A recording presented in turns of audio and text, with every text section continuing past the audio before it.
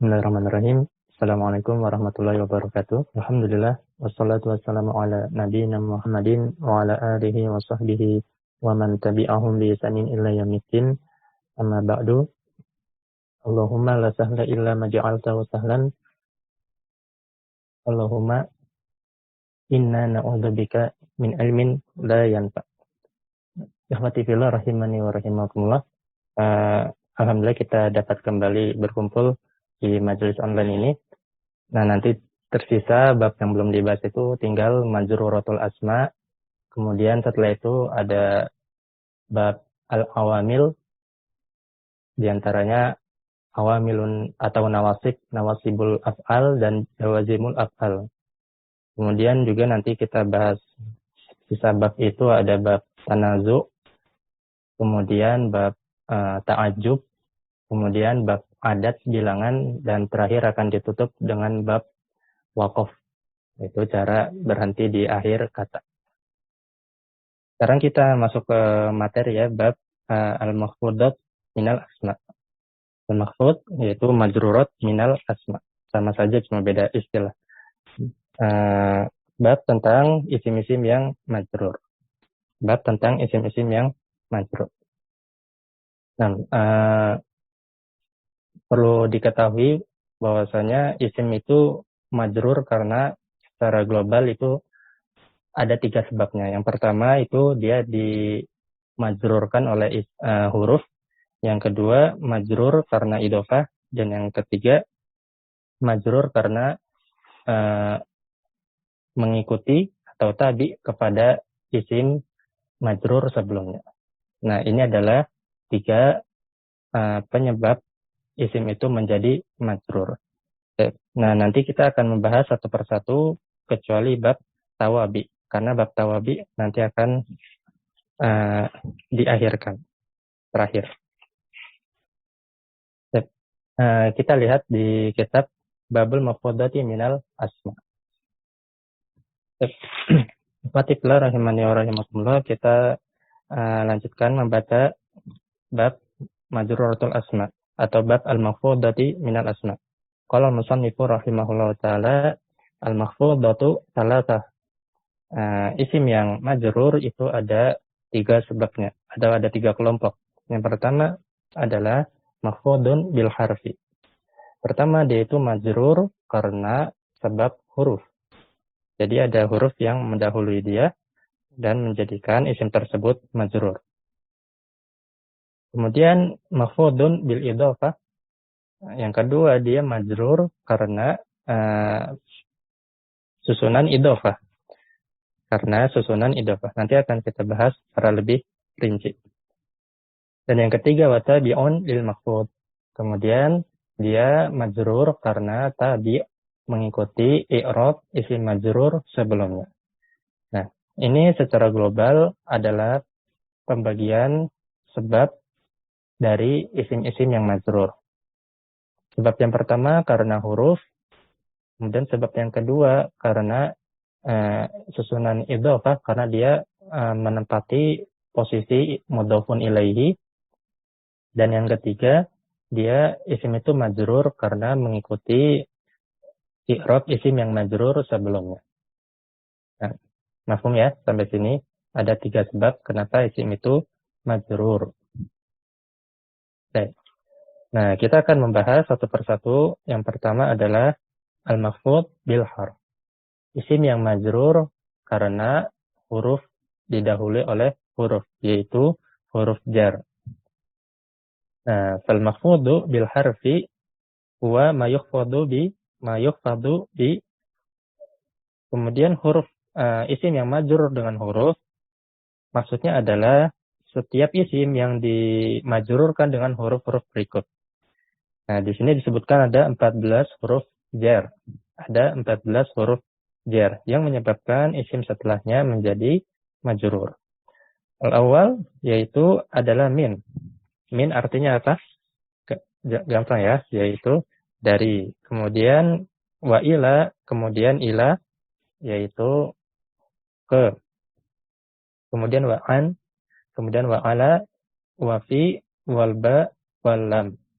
Nah, ini adalah 7 huruf pertama yang menyebabkan isim itu menjadi majrur. Nah, sampai sini. Min, ila, an, ala, fi, ba, sama lam. Ini 7 huruf pertama. Kemudian 7 huruf yang kedua adalah al-kaf, hatta, wal wawi, watai, warubba, wamud, wamunudhu. Nah, ini adalah 7 kelompok atau kelompok 7 huruf yang menyebabkan isim itu menjadi majrur. Nah, ini perlu antum perhatikan di sini batasnya di mana. Karena nanti akan ada perbedaan 7 huruf yang pertama dan 7 huruf yang kedua. Jadi antara lam sama kaf itu antum kasih batas untuk menandakan 7 yang pertama sampai mana dan 7 yang kedua itu mulainya dari mana. Oke. Sampai sini jelas ya. Nah, sudah ma'ruf ya, sudah familiar dengan huruf-hurufnya ya, sudah mengetahui maknanya. Nah, kalau gitu kita lanjutkan penjelasan seputar huruf-huruf jar tersebut. Oke. Jadi tadi ada 14 huruf, kemudian kita bagi 2 kelompok. Kelompok 7 yang pertama dan kelompok 7 yang terakhir. Kita lihat kelompok 7 yang pertama dulu. Penulis mengatakan fasab'atul ula, untuk kelompok 7 huruf yang pertama, kelompok pertama itu mereka tajurul dhahira wal mutmara. Mereka itu bisa memajrurkan isim dhahir sekaligus isim dhamir. Nah, jelas ya. Kelompok 7 huruf yang pertama mulai dari min sampai lam itu mereka tajurul dhahira wal mutmara. Mereka bisa masuk kepada isim dhahir juga kepada isim dhamir. Mereka yang paling fleksibel, bisa masuk kemana saja. Nah, kita lihat contohnya. Nahwu contohnya adalah di sini dibawakan beberapa ayat Quran yang menunjukkan bahwasanya 7 huruf pertama ini bisa masuk kepada dhahir maupun kepada dhamir. Di antaranya firman Allah di surat Al-Ahzab, wa minka wa min nuhin. Wa idh akhadna minan nabiyina mitsaqahum wa minka wa min nuhin. Nah, di sini Allah menyebutkan, dan ingatlah ketika kami mengambil perjanjian dari para nabi, kemudian wa minka wa min nuhin. Kemudian juga darimu wahai Muhammad wa min nuhin, dan dari Nuh. Nah, di sini ada huruf jar min. Huruf jar min ini yang pertama wa minka, berarti dia masuk kepada mana? Kepada dhamir, ya kan? Nah, artinya dia biasa masuk kepada dhamir. Kemudian persis setelahnya, min ini masuk kepada isim dhahir, kepada selain kata ganti, wa min nuhin, dan juga dari Nuh. Nah, ini menunjukkan min itu bisa masuk kepada dhamir, juga bisa masuk kepada dhahir. Jelas ya sampai sini? Kemudian contoh yang selanjutnya, pakai huruf jar ila. Nah, ila juga bisa masuk kepada dhahir sekaligus kepada dhamir.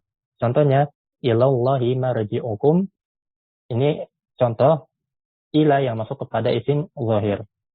Kemudian ayat selanjutnya, ilaihi marji'ukum. Ilaihi marji'ukum. Hanya kepadanya lah tempat kalian kembali. Nah, ila yang kedua itu masuk kepada isim dhamir. Karena masuk kepada hak goib. Baik. Kemudian, sekarang kita akan menyebutkan contoh dari huruf jar an. Contohnya di surat Al-Insyiqaq, latarkabunna tabaqan an tabaq. Sungguh kalian akan atau kamu akan menapaki atau melalui tabaqan an tabaq. Tingkat demi tingkat dalam kehidupan. Nah, di sini an ini masuk kepada isim dhahir, kepada tabaq, bukan berupa dhamir. Kemudian di contoh yang kedua, radhiyallahu anhum wa radu an. Allah ridho kepada kalian, kepada mereka, dan mereka pun ridho dan rela kepadanya.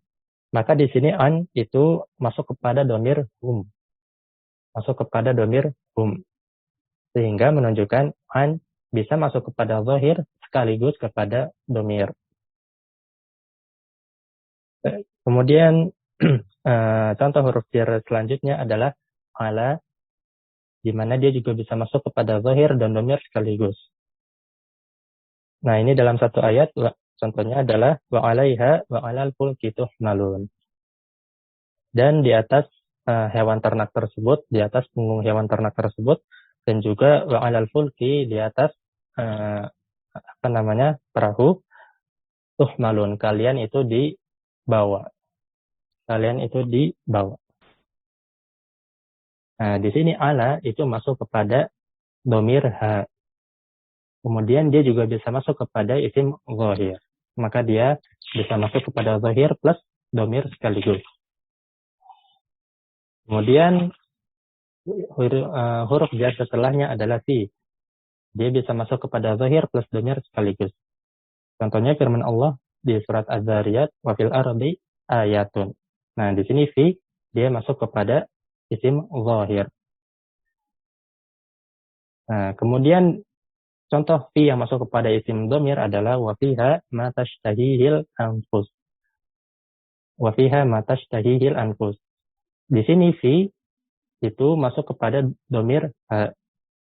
Nah, di dalam surga tersebut terdapat berbagai macam hal yang jiwa-jiwa manusia itu menginginkannya. Nah, fiha berarti fi ini bisa masuk kepada domir. Sehingga fi bisa masuk kepada zahir plus domir sekaligus. Kemudian contoh untuk huruf jar apa lagi? Ba. Sekarang huruf jar ba. Contohnya firman Allah Ta'ala, amanu billahi. Amanu billahi. Nah, maka di sini bi masuk kepada huruf isim zahir, lafzul jalalah.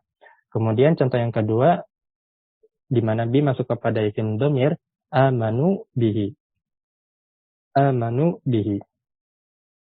Maka bi masuk kepada domir ha muzakkar. Nah, dan yang terakhir yaitu huruf jar lam. Huruf jar lam juga bisa masuk kepada zahir plus domir sekaligus. Contohnya adalah firman Allah, lillahi ma fis samawat. Lillahi ma fis samawat. Nah, maka lam di sini itu masuk kepada lafzul jalalah, kepada isim zahir. Kemudian contoh yang domir bagaimana? Contoh yang domir adalah lahu ma fis samawat. Nah, lahu berarti lam plus isim domir hu. Sehingga lam itu juga bisa masuk kepada zahir dan domir. Nah, inilah 7 huruf pertama yang mana mereka semua itu bisa masuk kepada zahir plus domir sekaligus. Plus domir sekaligus. Paling fleksibel. Jelas ya? Nah, sekarang kita akan masuk ke pembahasan kelompok yang kedua, yaitu 7 huruf yang 7 huruf terakhir, yang dimulai dari kaf, kemudian ada hatta, ada wawu, ada ta, ada rubba, mud, dan munzu. Ini ada kelompok kedua, 7 huruf yang terakhir disebutkan. Nah, di sini hukumnya agak sedikit berbeda dengan yang pertama. Akan kita lihat, kita baca terlebih dahulu. Ikhwati fillah rahimani wa rahimakumullah. Kita masuk ke pembahasan kelompok 7 huruf yang kedua. 7 huruf yang terakhir disebutkan.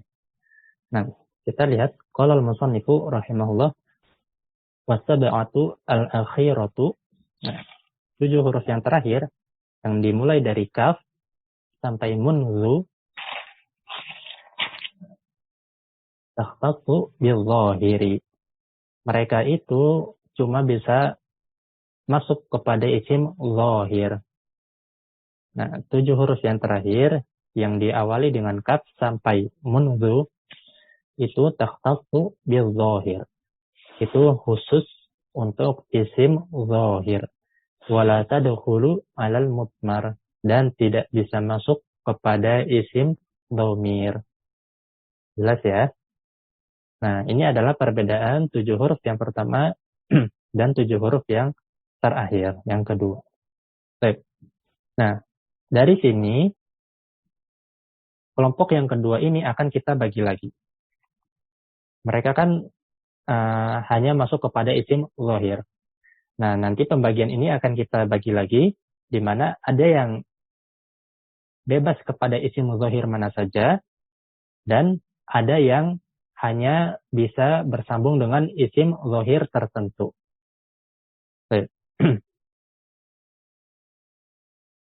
Jadi 7 huruf yang kedua ini yang mana mereka bisa masuk hanya bisa masuk kepada isim zahir, kita bagi lagi. Ada yang bisa atau bebas masuk kepada isim zahir mana saja, tidak dikhususkan dengan kata tertentu. Kemudian ada yang hanya bisa bersambung dengan isim zahir atau kata tertentu saja. Terbatas peruntukannya. Nah, kita lihat.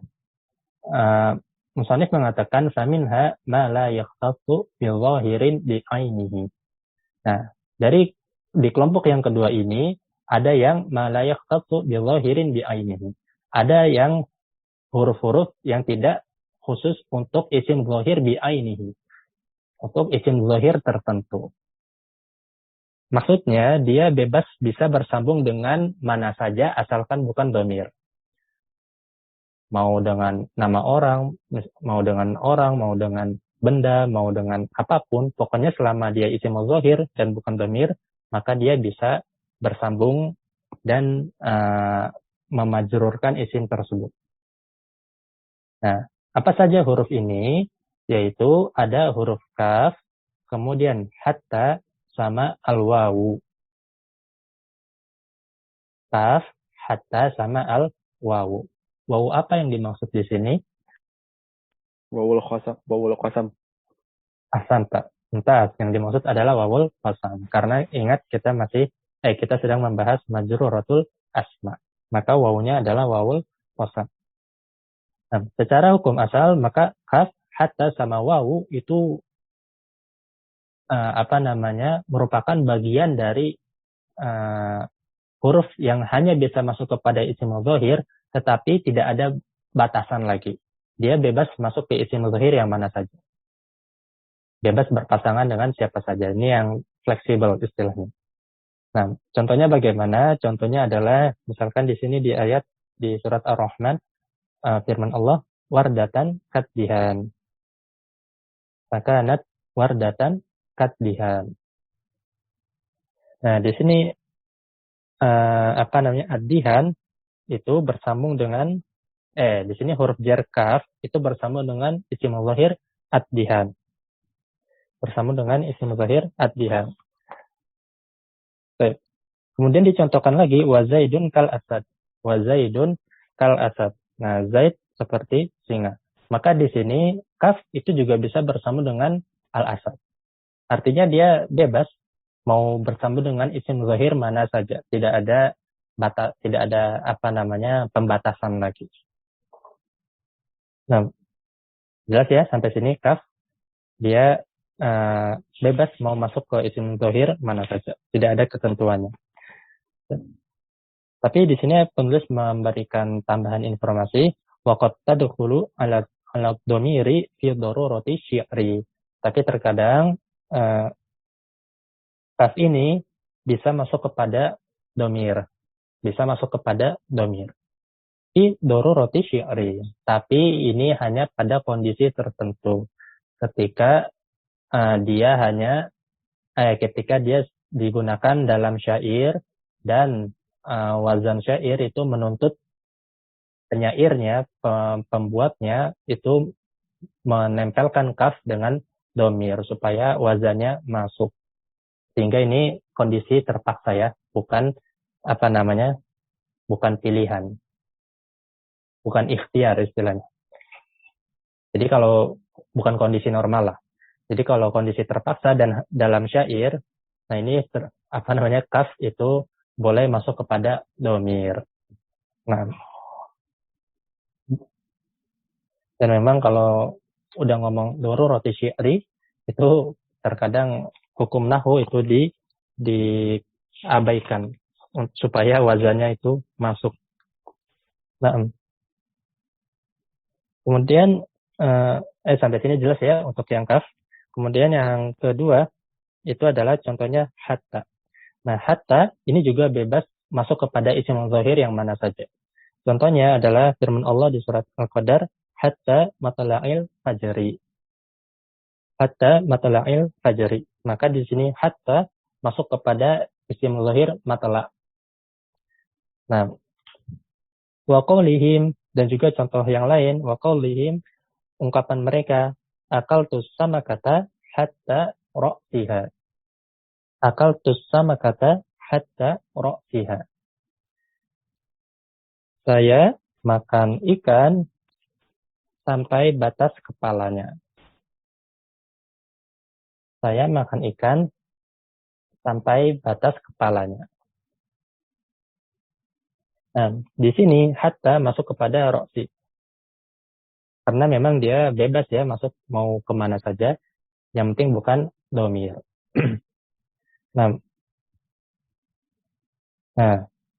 ini merupakan contoh akal sama kata hatta roksiha. Ini termasuk contoh yang sering digunakan dalam kitab-kitab nahwu. Nah, kita ingin sedikit mengupas contoh ini ya. Akal sama kata hatta roksiha. Nah, di sini hatta ini dia berfungsi sebagai huruf jar. Dia berfungsi sebagai huruf jar. Di mana maknanya menunjukkan goyah atau ujung sesuatu. Nah, hatta roksiha berarti saya makan ikan sampai batas kepalanya. Artinya kepalanya dimakan nggak? Menurut antum kepalanya ikut dimakan apa enggak? Gimana menurut antum? Hatta roksiha itu ikannya kepalanya ikut kita makan nggak? Enggak. Enggak. Nah, yang lain ada yang mau berpendapat lain? Nah, Ahwat ada yang menjawab dimakan. Berarti kepalanya ikut dimakan. Yang lain? Dimakan, Ustaz. Dimakan juga. Yang lain? Kenapa kepalanya ikut dimakan? Nah, Ahwat ada yang menjawab tidak dimakan juga. Jadi yang benar dimakan apa enggak? Kalau kita mengi'rab dengan majrur hatta roksiha, jawabannya adalah tidak dimakan. Nah, akal tuh sama kata hatta roksiha. Saya makan ikan sampai batas kepalanya. Artinya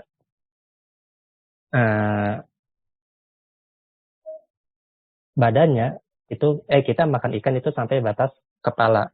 Artinya kepalanya itu belum kita makan. Jadi di sini hatta itu maknanya adalah goyah. Maknanya adalah ujung dari sesuatu. Nah, kalau kita i'rab dia majrur, maka maknanya menjadi kita makan ikan itu sampai batas kepalanya. Karena hatta roksiha, setelah hatta itu bisa di-i'rab selain dengan majrur. Setelah hatta itu bisa di-i'rab dengan selain majrur. Siapa yang pernah dengar atau tahu kemungkinan i'rab pada roksun di sini? Selain majrur, dia bisa di-i'rab dengan i'rab apa? Dengan mansubat. Tapi mungkin ada yang dimutmar, Ustaz. Dengan mansub. Nah, karena hataan kan. Nah, ya, jadi untuk hatta dia pertama bisa di-i'rab dengan mansub. Mumtaz. Benar. Dan nanti maknanya akan berbeda. Karena ketika kita i'rab dengan mansub, maka kepalanya ikut kita makan. Bedakan maknanya antara majrur dengan mansub. Baik. Kemudian kalau di i'rab marfu bisa nggak? Kira-kira. Ya, Ahwat ada yang jawab bisa sepertinya tapi agak lupa. Ya, benar. Mumtaz. Roksun atau isim yang terletak setelah hatta itu bisa juga di-i'rab dengan marfu. Sehingga kesimpulannya kita bisa membaca akal tuh sama kata hatta roksuha atau hatta ra'saha atau hatta ra'siha. Setelah hatta bisa kita i'rab dengan 3 i'rab. Bisa marfu, mansub atau majrur tergantung makna yang kita inginkan. Tapi penjelasan detailnya nanti akan kita bahas pada bab atof. Bab atof, bab tawabi ya. Nanti di bab tawabi akan kita bahas tentang cara baca akaltus sama kata hatta ra'suha dan hatta ra'saha. Dengan nasab ataupun dengan marfu. Karena kita sekarang masih di bab majruratul asm. Buat spoiler istilahnya. Kalau ra'sun atau isim yang terletak setelah hatta itu bisa dibaca dengan 3 i'rab. Tergantung kita menjadikan hatta itu sebagai apa dan nanti akan mempengaruhi makna dari kalimat tersebut. Nah, gitu ya. Intinya kembali ke pembahasan bahwasanya hatta itu termasuk huruf jar yang bebas masuk kepada isim dzahir mana saja.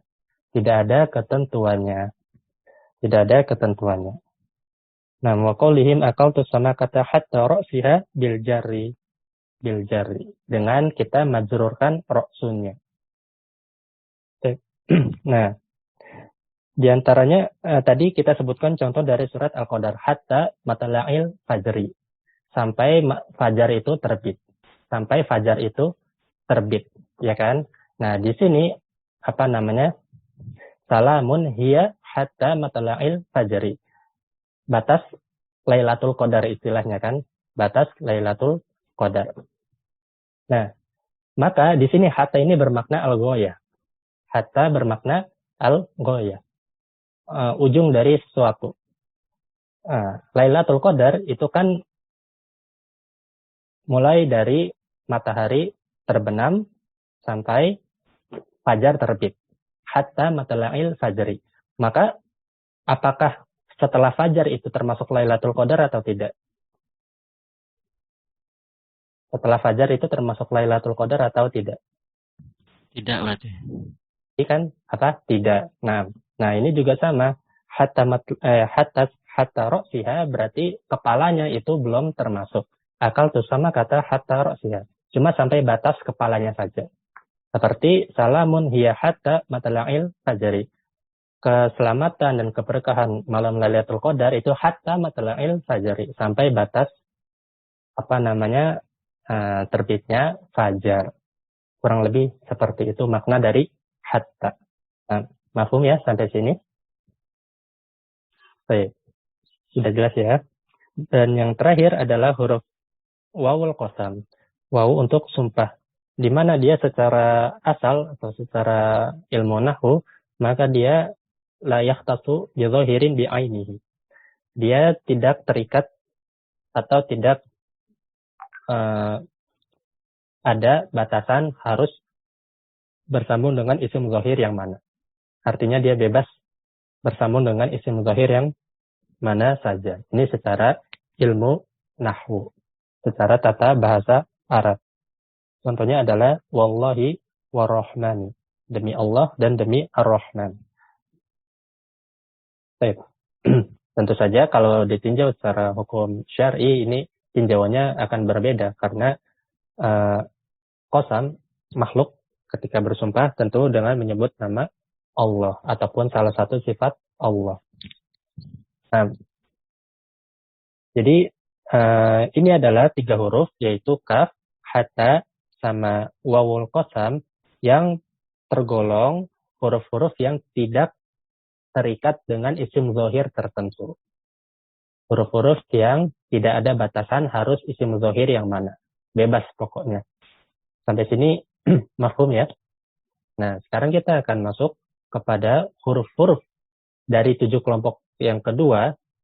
Namun dia hanya bisa masuk kepada isim atau kata tertentu saja. Tidak bisa sembarangan kita gunakan kepada kata yang kita inginkan. Nah, kita lihat ikhwati fillah rahimani wa rahimakumullah, kita lanjutkan. Nah, sekarang kita masih dalam kelompok huruf-huruf yang hanya bisa masuk kepada isim zahir. Kemudian kelompok yang kedua wa minha ma yakhtatu billahi. Nah, sekarang kita akan membahas huruf-huruf yang hanya bisa masuk kepada isim tertentu saja. Hanya bisa masuk kepada kata tertentu saja. Yang pertama adalah wa minha ma yakhtatu billahi wa rabbin mudhafan lil ka'bah awliya'il mutakallim. Nah, kemudian kelompok selanjutnya ada huruf yang hanya bisa atau khusus bersambung dengan lafzul jalalah. Dia nggak bisa digunakan kepada kata yang lain. Hanya bisa digunakan dan berpasangan dengan lafzul jalalah. Selain itu, dan juga kepada kata rob, mudhafan lil ka'bati awliya'il mutakallim. Atau kepada kata rob yang diidhofakan kepada ka'bah atau kepada ya mutakallim. Huruf apa itu? Wahuwa ta'u, yaitu huruf ta al-qasam. Huruf ta untuk sumpah. Nah, maka ketika kita menggunakan ta, kita nggak boleh sembarangan, asal tempel ke mana saja. Karena ta peruntukannya ini khusus. Dia hanya bisa berpasangan dengan lafzul jalalah atau dengan rob yang kita idhofakan dengan ka'bah atau ya mutakallim. Maka contohnya bagaimana? Contohnya nahwu Allahi. Allahi. Demi Allah. Kemudian watarabbil ka'bati. Demi rob Ka'bah. Maka di sini ta bergandengan dengan lafzul jalalah dan bergandengan dengan rob yang diidhofakan kepada Ka'bah, yaitu Rabbil Ka'bah. Nah, kemudian juga watarabbi. Maka di sini ta itu bergandengan dengan kata rob yang diidhofakan kepada ya mutakallim, demi Robku. Demi Robku. Nah, jelas ya penggunaan ta al-qasam. Di nggak boleh sembarangan kita bukan idhofakan, tapi kita sandingkan dia dengan kata yang lain. Misalkan kita gunakan ta Robbi Muhammadin, misalkan ta Robbi Muhammadin. Nah, di sini kita mengidhofakan rob kepada Muhammad, ta Robbi Muhammadin, demi rob Muhammad. Meskipun secara makna benar, namun secara penggunaan itu keliru. Karena ta di sini nggak bisa diidhofakan kecuali dengan lafzul jalalah Allah dan rob yang diidhofakan kepada Ka'bah atau ya mutakallim. Karena di sini robnya tarobbi Muhammad itu diidhofakan kepada isim alam, maka ini penggunaan yang tidak tepat. Nah, mafhum ya sampai sini. Nah, wa nadara, kemudian penulis melanjutkan dan terkadang ta itu digunakan untuk isim berikut. Contohnya tarrohmani wa tahayatika. Nah, tarrohmani dan tahayatika. Demi ar-Rahman, demi Allah, wa tahayatika dan demi hidupmu. Ini contoh penggunaan ta yang nadir, yang jarang. Penggunaan ta yang nadir dan jarang. Karena dia secara hukum asal hanya bisa kepada lafzul jalalah atau rob al-Ka'bah atau Robbi. Nah, di situ tahayatika ini merupakan contoh yang perlu diperhatikan karena seperti yang tadi kita sebutkan bahwasanya secara hukum syar'i maka makhluk itu tidaklah bersumpah kecuali dengan nama Allah ataupun salah satu sifat Allah. Nah, di sini kan contohnya tahayatika, demi hidupmu, ya kan? Nah, ini perlu kita perhatikan. Ada contoh yang jika ditinjau dari sisi syariat ini kurang baik, kurang tepat. Nah, jadi intinya itu ya, bahwasanya ta al-qasam hanya bisa digunakan dan berpasangan dengan lafzul jalalah atau rob, Robbul Ka'bah atau Robbi. Sampai sini ada yang mau ditanyakan? Nah, jelas ya. Kemudian selanjutnya masih dalam pembahasan huruf-huruf yang hanya bisa masuk kepada isim zahir. Wa minha ma yakhtatu bizamani. Nah, kemudian kelompok selanjutnya ada huruf yang hanya bisa bersambung dengan zaman, dengan waktu. dengan isim yang menunjukkan waktu. Apa itu? Wa huwa munzu wa muz. Munzu wa muz. Maknanya apa munzu sama muz? Yaitu sejak. Nah, maka munzu sama muz itu hanya bisa bergandengan dengan waktu. Dengan isim yang bermakna atau menunjukkan waktu. Tidak bisa sembarangan kita tempelkan dengan kata yang lain. Contohnya bagaimana? Contohnya, ma ra'aituhu munzu yaumil jum'ati au muz yaumaini. Aku tidak melihat dirinya munzu yaumil jum'ati au muz yaumaini. Sejak hari Jumat atau sejak 2 hari yang lalu. Nah, maka munzu sama muz di sini itu bergandengan dengan isim al-yaum, di mana dia menunjukkan waktu, yaitu hari. Karena memang munzu sama muz hanya bisa masuk kepada isim yang menunjukkan waktu. Nah, mafhum ya, sampai sini? Baik. Kalau kita katakan ma ra'aituhu munzu ghadin, bisa enggak? Ma ra'aituhu munzu ghadin, bisa enggak? Nah, Dawat yang jawab tidak bisa. Mumtaz. Kenapa tidak bisa munzu ghadin? Karena munzu sejak itu menunjukkan makna dari makna waktu yang telah berlalu. Sejak berapa lama itu berlalu. Maka yang dimaksud di sini az-zaman adalah zaman yang ghairul mustaqbal. Zaman waktu masa lalu, bukan masa depan. Karena munzu kan maknanya sejak. Sehingga dia yakhtasu bizaman ay az-zaman al-madi atau az-zaman ghairil mustaqbal. Jelas ya? Jadi munzu sama muz itu hanya bisa bergandengan dengan waktu yang telah lalu. Menunjukkan makna yang telah lalu. Sehingga dia nggak bisa bergandengan dengan misalkan munzu godin, sejak besok. Nah, ini tidak bisa. Ke kelompok yang selanjutnya. Nah, ini kita akan membahas kelompok-kelompok huruf yang hanya khusus masuk kepada isim zahir tertentu. Wa minha diantaranya mayakhaffu bin nakirati. Di antaranya ada huruf yang hanya bisa masuk kepada isim nakirah dan nggak bisa masuk kepada isim ma'rifat. Apa itu? Wahuwa rubba. Yaitu dia adalah rubba.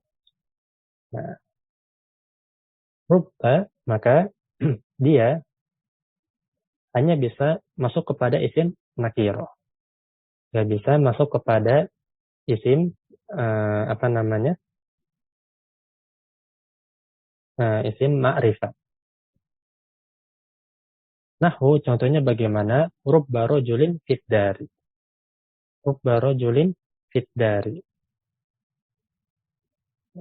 Betapa sedikit orang yang ada di atau betapa banyak orang yang ada laki-laki yang ada di rumah tersebut. Karena rubba litaklil atau litaksir. Bisa menunjukkan banyak atau bisa menunjukkan sedikit. Tergantung konteksnya nanti. Maka rubba rajulin fid dari, betapa banyak atau betapa sedikit laki-laki yang ada di rumah tersebut. Nah, rubba ini hanya bisa masuk kepada isim nakirah. Sehingga rajul di sini kita harus tanwin dia dan nggak boleh dikasih ma'rifat atau alif lam ma'rifat. Nah, jelas ya sampai sini. Itu adalah hukum asal dari rubba. Kemudian penulis mengatakan waqad tadkhulu ala dhamirin ghaibin mulazimin lil ifradi wa tadhkiri wa tafsiri bitamyizin ba'dahu mutabiqin lil makna. Nah, terkadang rubba ini masuk kepada dhamir ghaib yang dia selalu mufrad dan muzakkar. Dengan kata lain, rubba itu terkadang bersambung dengan dhamir hu. Bersambung dengan dhamir hu. Dhamir mufrad muzakkar, yaitu hu. Wa tafsiri, dan dia juga bersambung dengan kata at-tafsir bitamyizin ba'dahu.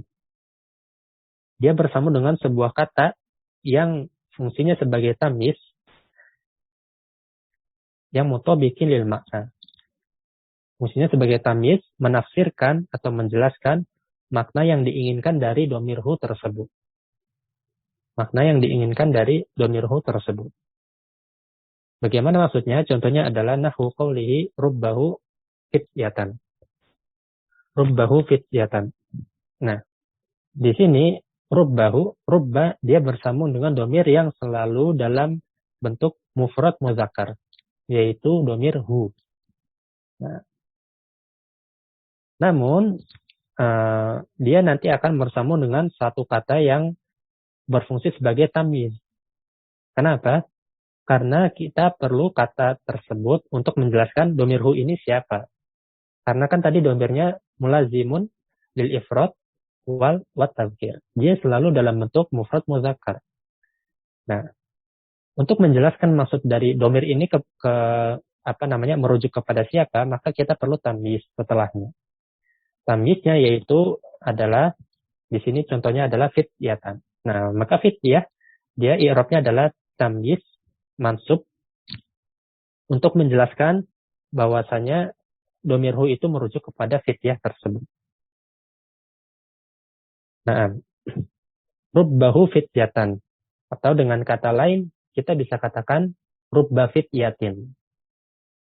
Nah, rubbahu fityatan itu kurang lebih artinya sama dengan rubba fityatin. Nah, jadi artinya apa? Betapa banyak pemuda atau betapa sedikit pemuda tergantung konteksnya nanti. Nah, jelas ya bahwasanya ini termasuk gaya bahasa dalam penggunaan rubba. Dia tidak langsung bersambung dengan nakirah, tapi agak sedikit ribet karena dia bersambung dengan dhamir yang selalu mufrad muzakkar, yaitu dhamir hu, namun nanti ada tamyiznya setelah itu. Tamyiz yang berfungsi menjelaskan siapa dhamir yang dimaksud.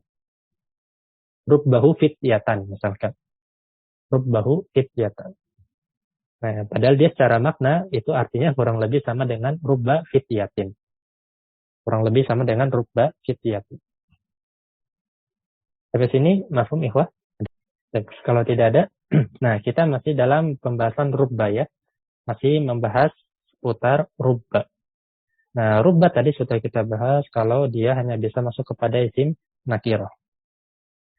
Nah, sekarang kita akan melihat beberapa hukum seputar rubba. Penulis mengatakan waqatuh zafu rubba wa yabqa amaluha ba'dal wawi. Nah, terkadang rubba ini itu dihapus tapi amalannya itu tetap. Kapan dia dihapus? Yaitu setelah wawu. Setelah huruf wawu, terkadang rubba itu dihapus tapi isim setelahnya itu tetap bisa majrur. Amalan rubba itu tetap. Nah, ini adalah salah satu keunikan rubba. Dia dihapus tapi amalannya tetap. Pengaruhnya tetap. Maka isim setelahnya tetap majrur. Contohnya adalah perkataan penyair walailin kama ujil bahri arkhasudu lahu alayya bi anwa'il humumi liyabataliya.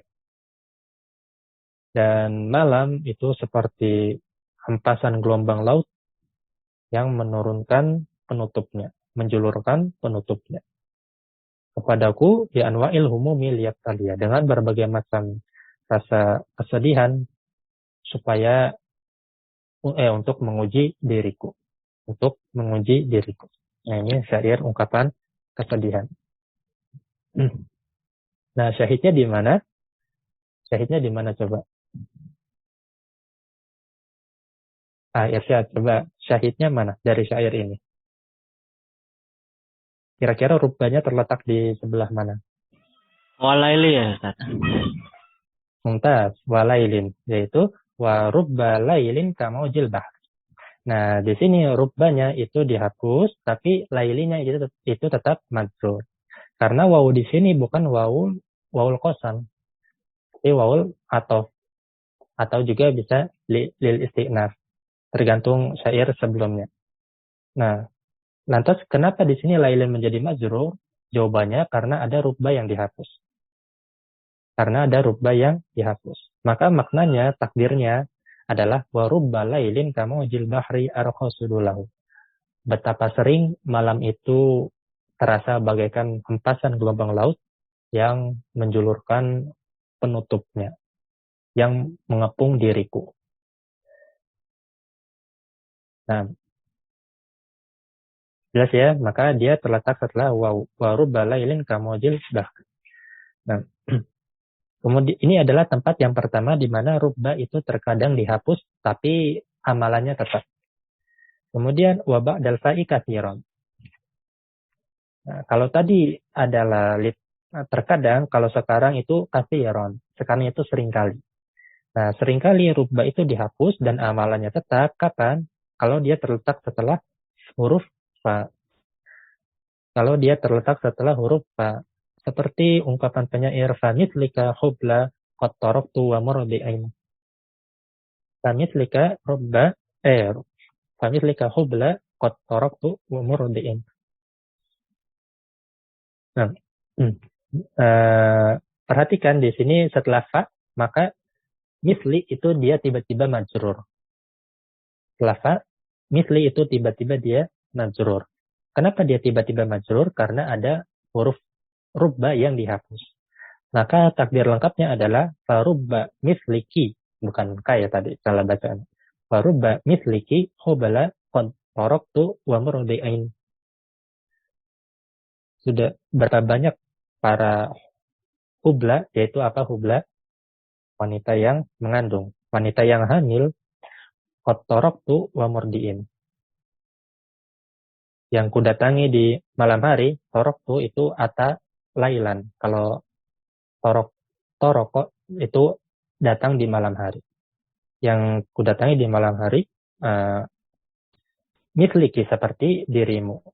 Dan juga wa murdi'in, dan juga wanita yang menyusui. Nah, maka di sini rubba itu seringkali dihapus setelah fa. Seringkali rubba dihapus setelah fa. Makanya kalau kita melihat setelah fa isimnya majrur, maka ini kemungkinan ada rubba yang dihapus. Nah, mafhum ya sampai sini?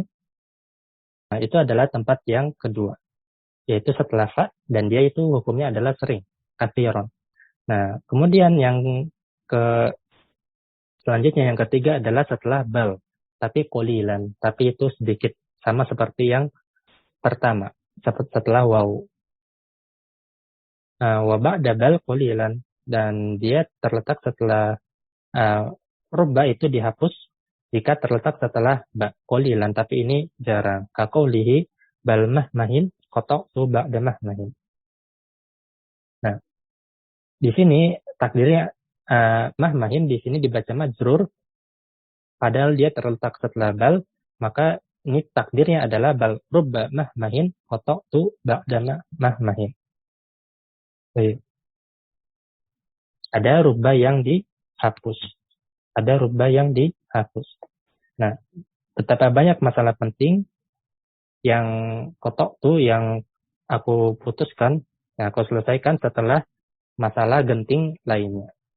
Nah, jadi di situ ada rubba yang dihapus, namun dia qalil, namun dia jarang-jarang. Oke. Kemudian yang terakhir, wabidunihinna aqal.